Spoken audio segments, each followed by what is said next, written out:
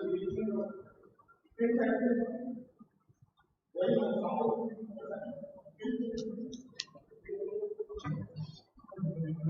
do you have? Sixth year? Third year. Sixth semester. Connected to sixth. It's on.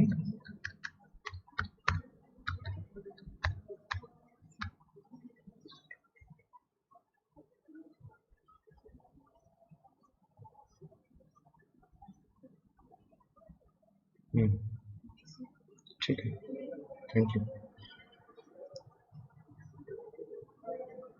Hi. Yeah, good afternoon. There was some technical issue here. Hi, good afternoon. There was some technical issue. Things are not, internet was not proper. I'll start my class again.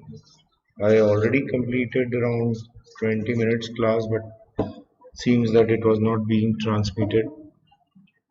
So we will talk about diabetes and HIV. I will not be able to complete this class now. I'll take it for half an hour and then we will discuss in our next class. So we already discussed about TB and HIV in our previous classes. There is a well-established fact that TB and HIV coexist and complement each other. The person who is suffering from TB may acquire HIV more easily than. Okay. It has been confirmed that HIV and AIDS increases the prevalence of diabetes mellitus. The authors published the paper in 2011. Now, higher prevalence of diabetes mellitus among HIV positive patients who received medical care was found in 2016 paper in BMJ. Around 19.5 million patients were on HART treatment by December 2016, around 53%. Now, patients with HIV and diabetes can be classified into three subgroups. First subgroup are those who had diabetes first and then contracted HIV. The second subgroup are those who were diagnosed with diabetes and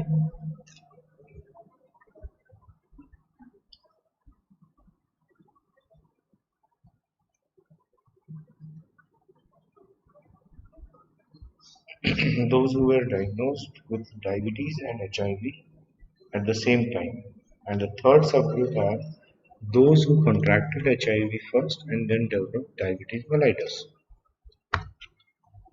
Etiopathogenesis can be due to two reasons. One is a direct effect of HIV and second the effect of HAART treatment. These effects leads to either insulin resistance or insulin deficiency. It's mostly insulin resistance. It is highly associated with type 2 diabetes mellitus than type 1 diabetes mellitus. The high risk factors are longer duration of infection, higher viral load, low CD4 cell count, increasing age, obesity, vitamin D deficiency, co-infection with HCV, and abdominal fat, which is higher waist circumference. Effect of HIV itself. Autoimmune diabetes after immune restoration by HART treatment. Then HIV leads to growth hormone deficiency, which leads to insulin resistance. And the third is it may implicate it in pancreatic dysfunction. Adverse side effects of HART treatment are protease inhibitors. The adverse effect of HAART treatment are protease inhibitors, leads to which are atazanavir, squinavir, and ritonavir. Increase insulin resistance and reduce secretion. It increases insulin resistance and reduce secretion and interferes with glucose transporter type 4 mediated glucose transport. Adiposity, adipocyte inflammation, release of free fatty acids which leads to insulin resistance. When protease inhibitors stop, uh, hyperglycemia resolves in all patients. So different protease inhibitors have different effects.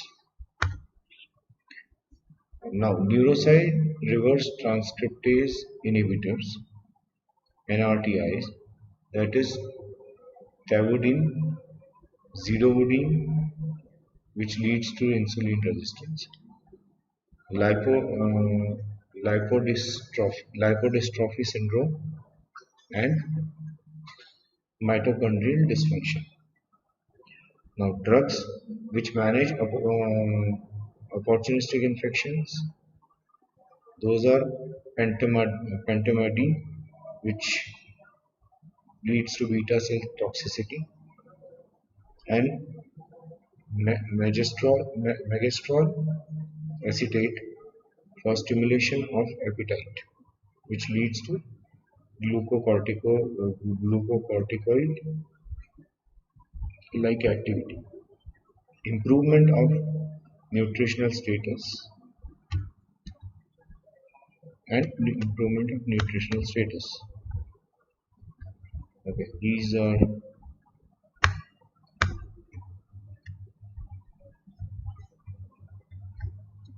for the time being. We will stop here now. It's already.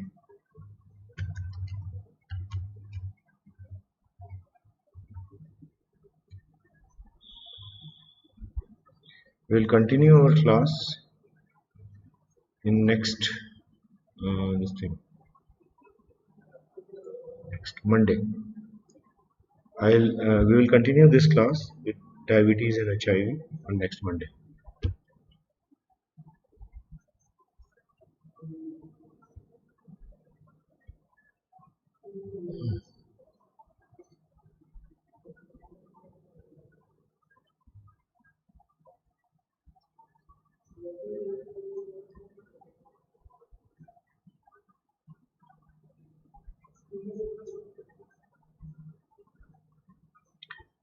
Yeah, we will continue our next class, HIV and diabetes on next Monday. Right now the time is over, and yeah, there was a disturbance here.